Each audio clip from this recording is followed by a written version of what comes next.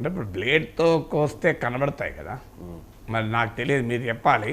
బ్లేడ్తో కోస్తే కనీసం శరీరం తగలకపోయినా బట్టలైతే చిన్నుతాయి కదా, అందులో కూడా సన్నటి బ్లేడ్స్ అన్నప్పుడు మరి ఆ గాయాలు తగిలినట్టు లేదా బట్టలు చినిగినట్లో చూపెట్టాలి. అందులో సెక్యూరిటీ సిబ్బందికి అని కూడా అంటున్నారు.